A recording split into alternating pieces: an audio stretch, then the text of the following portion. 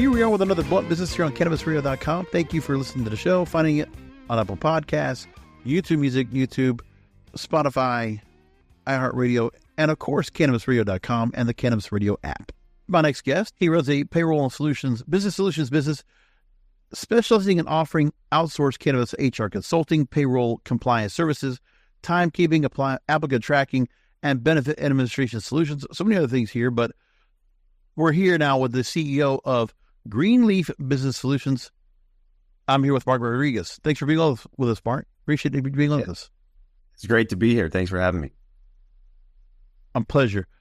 So when we look at the landscape right now of what's been talked about and what you've been able to talk about in terms of various areas, I was looking at a story that you were featured in an MJ Business Daily last May, 2023 rather. And at that time, you talked about a high turnover of bud tenders.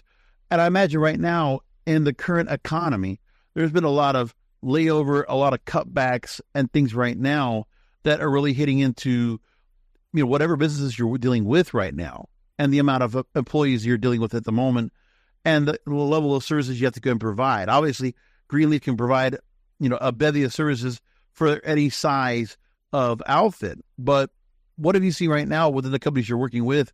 Have they been really feeling the effects of this economic conditions? Have they been really feeling the effects of tightening and having to do some cost cutting? Yeah, absolutely. We're seeing, the cannabis industry is traditionally volatile from an employment standpoint. You see states open up, newly legalized states open up. There's a mad rush of licenses, build outs, and then there's a quick retraction. Probably, 24 months, 36 months following that kind of quick explosion of growth. And our client, we see that throughout. I think if you go to Q1 this year, we had 3 pretty large clients just completely go out of business. Wow. And that's pretty normal for the cannabis industry. Unfortunately, that's kind of what you see. And I think the article you're referencing is about unionization. I was talking about bud tender turnover versus traditional retail. Traditional retail turnover, and believe it or not, cannabis retail turnover is 40%, right? And that seems high, but remember, these are entry level positions in the cannabis industry. Retail is traditionally an entry level role inside any industry, but believe it or not, it's 20% less than the turnover rate for traditional retail businesses, which is about 60%. So the cannabis industry does a really good job of taking care of their bud tenders. I think they see it as the way that they're getting their brand into the market, whether it's dispensary, whether it's a vertically integrated organization. They know that the bud tender is the front line, and they seem to be taking care of the bud tenders, and the turnover rate shows that. But it doesn't stop our clients or any businesses in the cannabis industry from experiencing that volatility for sure. I want to expand on that portion of unionization because just over the summer, we've had issues where Missouri voters are starting to go and vote to unionize in the industry. Maryland also having a point where they wanted to have a dispensary in Cumberland, Maryland, also voted to unionize with a local union there. And now there's a November ballot coming up in Oregon where cannabis workers want to also unionize. And, there's also been talk about where there are labor law developments clearing the path for growing unionization in cannabis. So there's this part is coming in, which is going to just throw a bit of a wrench into a lot of things where, companies now that they're still trying to get and grow. And these are not like established 50, 100-year companies where, you'll see unionization in other industries. But this industry is still pretty relatively new in that sense. But, is it discouraging at all to see that there's so much going on right now because of various changes in policy and where some employees right now, they just feel like, well, they're supposed to make so much more. They think the unions are going to go ahead and make that change for them. Yeah, this contributes. I believe this contributes to the volatility inside the cannabis industry largely. When you have like you said, you have a small unestablished cannabis business that's facing a threat of unionization a year or two in to their journey, that that's not a motivation for the business owner to continue to invest inside the business. And believe it or not, most businesses in general are small businesses under 50 employees. So, you don't create a lot of incentives when now that business owner needs to give the employees significant raises every quarter and offer certain benefits and do certain things. And if they ever want to make an organizational change, they have to run that through a union. So I'm generally agnostic when it comes to unionization. But that creates a little bit of a problem, and that's a problem that most other industries that do face unionization don't necessarily deal with. So that's unique to the cannabis industry and does contribute to some volatility. But it is premature. We don't even have MSOs that have reached, more than half a state. We're going back to 1866, right? The National Labor Union was founded in Baltimore, Maryland, 1866. So basically the late 1800s when unionization occurred, it was to protect the worker, right? It was to protect the worker, make sure the worker had rights, make sure the worker had fair pay, make sure, that introduced child labor laws and all these different things that were fantastic, right? All the things that we as a society can agree, like, yeah, that's an important thing. We should have that. You fast forward to today, much of our federal and state labor laws are, I would say, extremely employee biased, right? That our labor laws, our federal and state labor laws, really, if you boil it down, it says that the employer is guilty until they can prove themselves to be innocent, meaning the employer needs to have all the documentation in place to disprove any claim made by an employee, right? So someone comes in, I hire someone as a cannabis company, and that employee says that I wasn't getting my breaks, I wasn't getting my lunch, I didn't get paid for my overtime. But if that employer doesn't have the timesheets to show that, hey, that employee got their breaks, that employee was paid correctly, they were paid overtime. If I don't have that documentation as an employer, I lose. Yeah. I lose every single time, right? And that's for every business, not just cannabis businesses. Now you take that and you say, and you look at how labor unions play into all this. What exactly are labor unions advocating for within cannabis businesses? Well, we've seen safe working conditions. We've definitely seen some injuries and I believe at least one death in a cannabis organization. Which, when you look at the scope of the organization, that's obviously we're talking about loss of life, and that's very serious, right?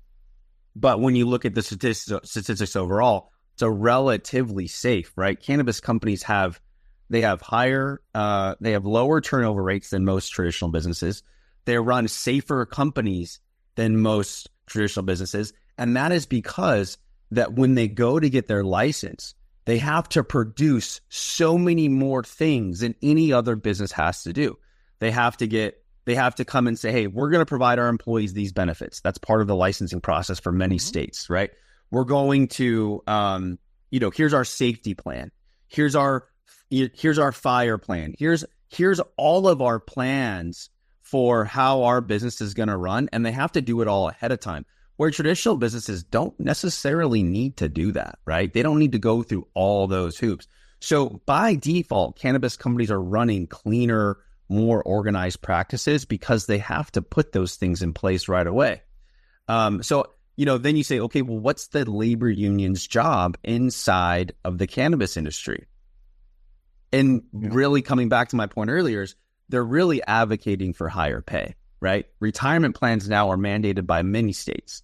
So there's already a state-sponsored retirement plan that's in place for most of these companies. They have to abide by it. And we see almost every single client that's required to put a 401k plan in place or use a state-sponsored plan. We see them participating and following the law, right?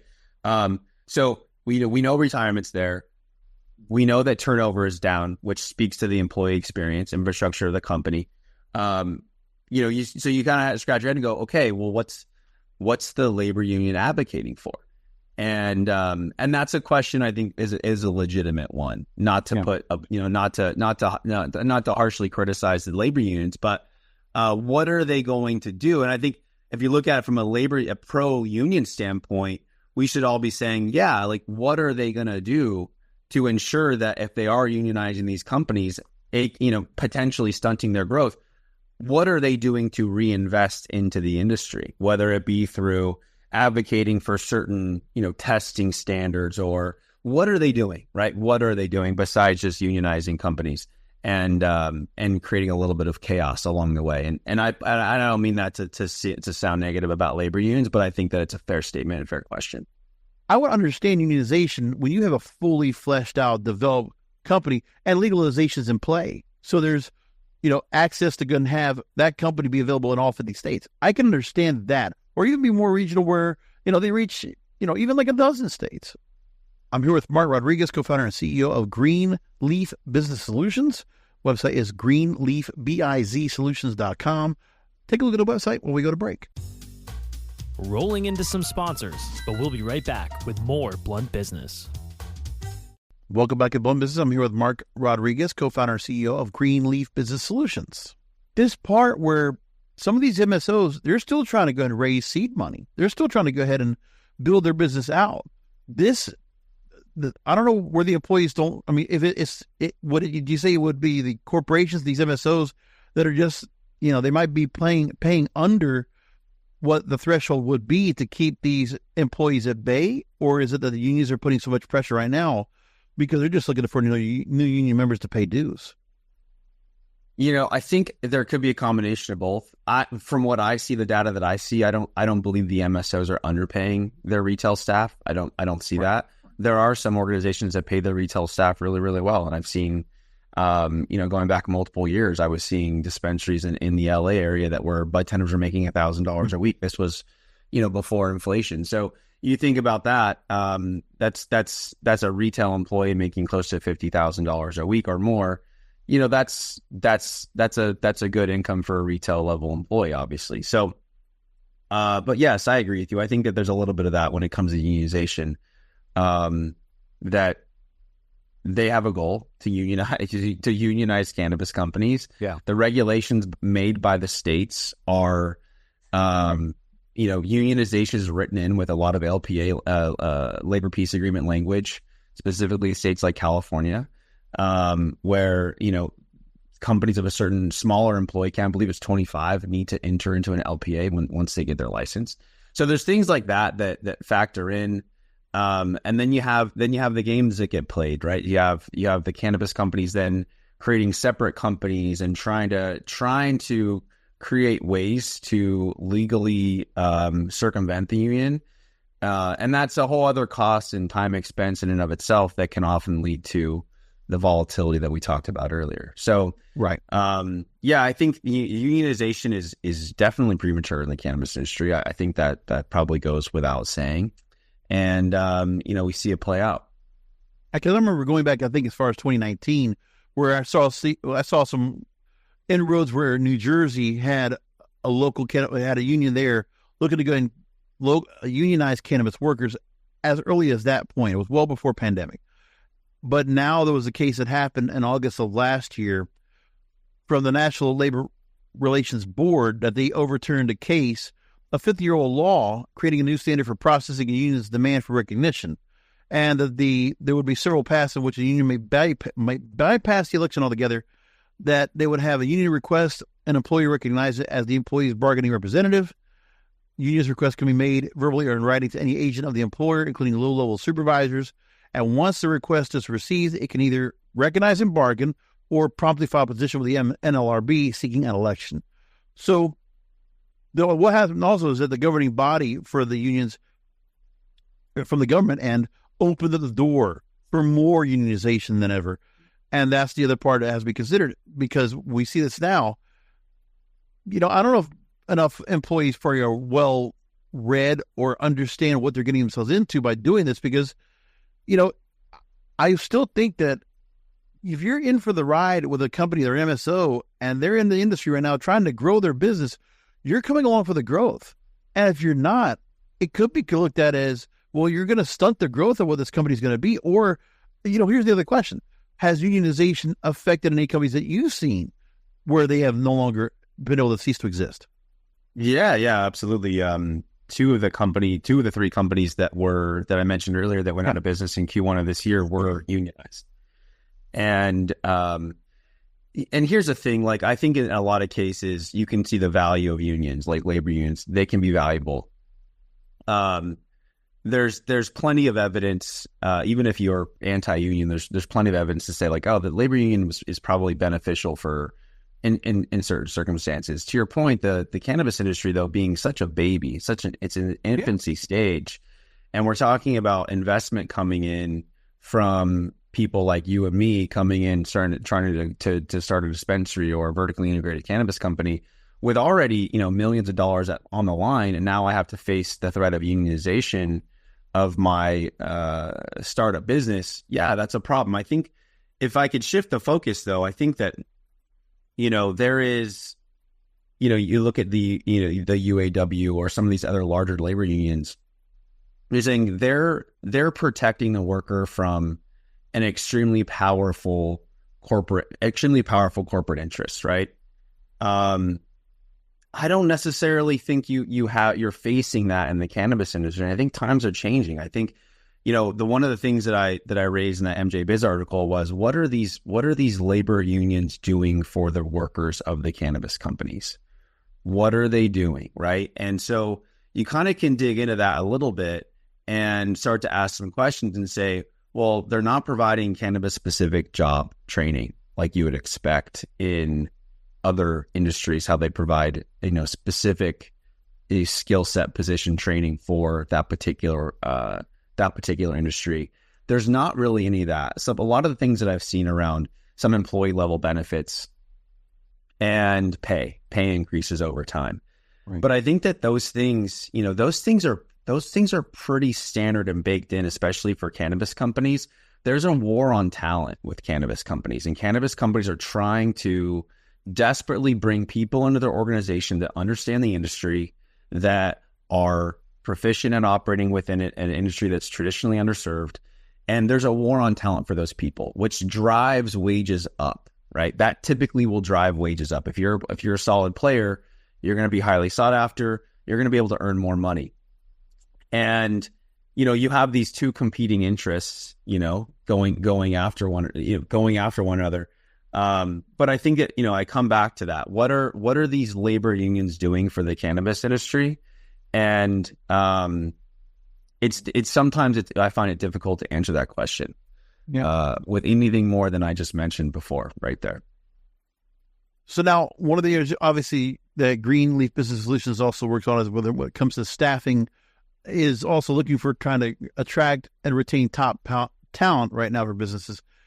There's a lot of jobs to fill. I mean, believe it or not, right now, the most recent jobs report I'm looking at for cannabis, there are over 440,000 full-time equivalent jobs supported by legal cannabis in the U.S., increased from year to year 5.4%.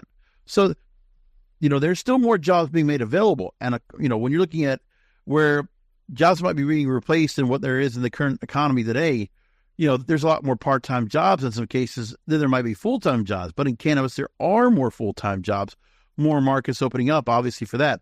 So tell me about where that increase has really come from. Has it really just been where new markets have opened up and more dispensaries, more operations are in play? And is that where the growth is really coming from? Or are some of these companies just growing so well internally that they do need the more the power and more of the staffing as possible? It's interesting because I see a little bit of everything. I see the companies that have been well positioned and focused on profit.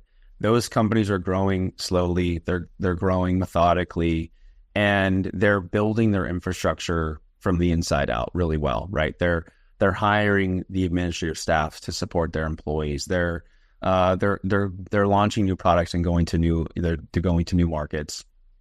But then you have some that, depending on their financial situation, if they raised money, they burned through a lot of capital, hired a lot of people, expanded very quickly because that was their directive, and then they pull back and restrict, and they have to lay a bunch of people off. So it varies greatly. It varies greatly. If that answers your question.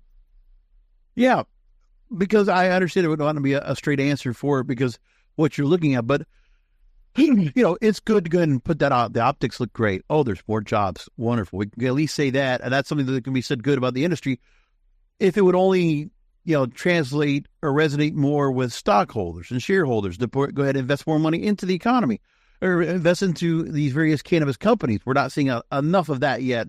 And I think it's just where, the people that have that kind of money to go and be shareholders, they don't want to sit around and wait. They're going to wait until legalization comes into play, whenever that might be. But that's what I think they're going to be looking for more than anything else. Yeah, you see a lot of the folks sitting on the sidelines right now. There's a lot of cash sitting on the sidelines just in general right now, and I think that there's a lot of that money's coming into the smart investments, right? The companies that have been well positioned, but I think they're also looking for strategic partners as well. If they're going to find investors at this point in the game for well-established cannabis companies, they're doing it with strategy in mind, right? With legalization coming, with that play in mind. So they're looking for partners that are going to help them better position their business long term. And I think that for everyone else, for the smart money that's on the sidelines, they've seen what's going on with emerging markets. They've seen that it's very difficult to make money in cannabis. To my point earlier, you have to have really solid operators. You look at Jason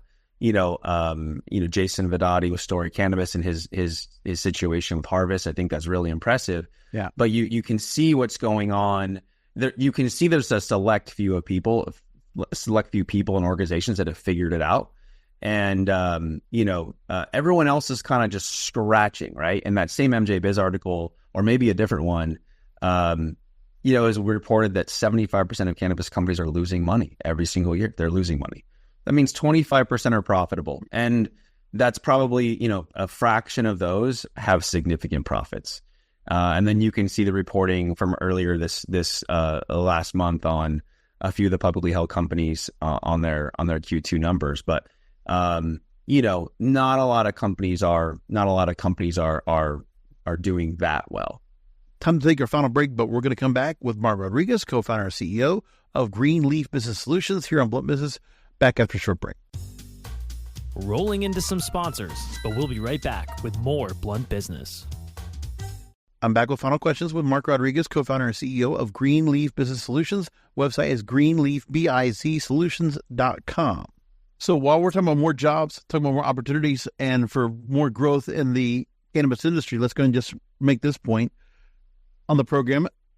We are coming up on election time. We're less than 90 days away from the presidential election and also just general elections, which will include amendments in various states, including where I'm at in Florida, where adult use cannabis will be a measure we put on the ballot. The amendment needs to get more than a super majority for it to pass, but I expect it to pass. South Dakota voters are going to have the initiative to also legalize adult use. Nebraska is looking at 2 medical cannabis initiatives on the ballot this year. And North Dakota, efforts are looking to be done to secure a spot for adult use cannabis initiative on the ballot, with advocates actively gathering support. So we could have 4 new states, 2 in the Midwest where we could see possibility of medical use. But again, South Dakota and Florida looking at adult use. That's great news. When you look at those areas, are those 2 target areas that you're looking at right now that there might be companies that you'll see there from the woodwork that are going to want to go look for increasing their staffing, their demand because of the fact that they're going to be adult use coming up? Yeah, absolutely. I think that anytime you have adult use coming up, you kind of have the floodgates open a bit. I think a lot of that when you look at Florida specifically, a lot of money was poured into Florida over the last 3 years. Tons and tons of money was poured into Florida the last 3 years. You look at what's going on with Delta 9, Delta 8, and all these different workarounds the farm bill, and you realize that that a lot of these companies were circumventing, these hemp companies were circumventing cannabis regulations. So it's like when you look at the economy and the cannabis economy in those particular states, is legalization already baked in, right? When you factor in hemp, and so I don't necessarily think that a lot of people that are just generally interested in cannabis understand all those dynamics. But part of me thinks that some of that stuff's already baked in to legalization in Florida happening, adult use legalization already happening in Florida. And do we see a spike? For sure, we'll see a spike, right? You're gonna see an uptick there. You're gonna see more investment come, but how much? I think that's kind of like the $1 million question. Well, with Florida, it's been very corporatized. A lot of MSOs have put their money into the ballot initiative when it comes to starting to say Florida, the campaign that's still going to go ahead and push this across the finish line.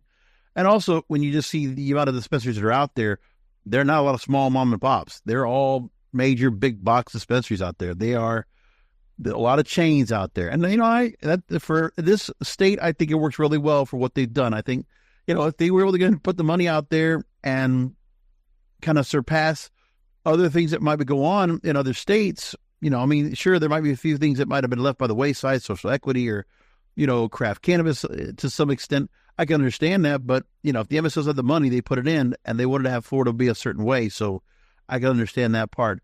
The other thing I want to ask about is, we still are waiting to find out word about what happens with rescheduling. Now, we know as of this recording, the review process for the DEA to reschedule cannabis is still in progress. Department of Justice did initiate a formal rulemaking process in May of this year from recommendations from the HHS that cannabis be rescheduled. So we're still waiting. I know we've heard word that it's being delayed and there's other things that are going to happen. But once that does come to pass and the DEA does reschedule, the tax benefits will come in where 280 is no longer applied to cannabis companies. There's 10 to 12% of revenue coming back. What do you say to those companies right now that once rescheduling comes into play and it's finalized, that now we're going to go and see, will there be more of a reinvestment into the companies themselves? And what do you see them doing in terms of what you would recommend from the HR staffing standpoint that Greenleaf Business Solutions provides? It's a good question. So I think, rescheduling will bring probably a pretty significant consolidation of the market, right? You're going to see some of the larger MSOs or some of the more well-positioned companies scoop up some more distressed assets. I think that's for sure what we're going to see. We've already started to see a little bit of that, but I think that will continue. I think you'll see some emerging players come and step up and take over certain markets, very specific markets. You're seeing that with some players today. They're just owning certain parts of states, right? They're coming in and they're investing all their money in a particular state, and they're figuring out the market, and they're developing marketing strategies, or developing, their business model to suit that market in particular. And there's plenty of examples of that. So you think you're seeing more specialized focus on geography. And then M&As after that, and we've seen that. For those companies, though, what we see is interesting, right? So most every cannabis company has that's of significant size. So let's say 50 plus, 100 plus employee groups, right? Mm-hmm. They have technology when it comes to their employee focus, right? They have onboarding technology, they have benefits, they have 401k a lot of times, or they're using the state sponsor program. They're doing everything right? I think where we've seen our services become really beneficial for companies is through those M&As when they're acquiring. We had a client earlier this year that was turning basically 4 or 5 separate businesses into one. All 4 or 5 of those companies were using different payroll technologies, different HRIS technologies, and kind of other ancillary services that supported those companies' employee lifecycle, right? Call them like applicant tracking systems and electronic onboarding platforms or the like, right? So what we were tasked with doing was taking all that data, taking all those systems, all those processes, and condensing it into one platform, right? Developing new SOPs, training management staff, training down to the employee level, so that when they did make that transition on to the new entity, the new company, that it was a relatively seamless transition. And that we're seeing that more and more today. And we're seeing companies decouple, right? So companies that are going from one platform and parts of the company are being sold off to other organizations, right? And so what we come in and what we do is we consult on that, and we develop a process and SOPs for doing it with the most or least impact to the employee. So go wrap things up. Greenleaf Business Solutions. The website is greenleafbizsolutions.com. And for those who want to go and learn more, the website, you'll learn more about the fact that you have so many experts on your team that have more than 10 years of prior experience in providing cannabis HR consulting services and payroll management. You have a client retention rate of 99%. I won't say any more about that. I'll leave it up to you, Mark. Tell me more about Greenleaf and what you provide in terms of services for those that want to go and learn more. Yeah, so your payroll, your HR, timekeeping, your scheduling, applicant tracking, benefit administration, whatever you need to manage your employee lifecycle. We have companies that come to us and say, hey, we can't afford to keep our payroll and HR staff in place anymore. We need to make a drastic change and we need to outsource these components. Our clients are able to outsource their entire payroll or their entire HR department to Greenleaf. Whether you need help with insurance, 401k, we do it all. And we do it all on a single employee record platform that allow our clients to streamline operations entirely, eliminate unnecessary vendors to that process, save time and save money. And exactly right. You can find us at greenleafbizsolutions.com. Fantastic. Again, Greenleaf Business Solutions. I'm with the CEO, Marc Rodriguez. Thank you for joining us here on the program. I really do appreciate you taking time out. Thank you. Thanks for having me. And thank you, listeners, for listening. We'll talk to you next time.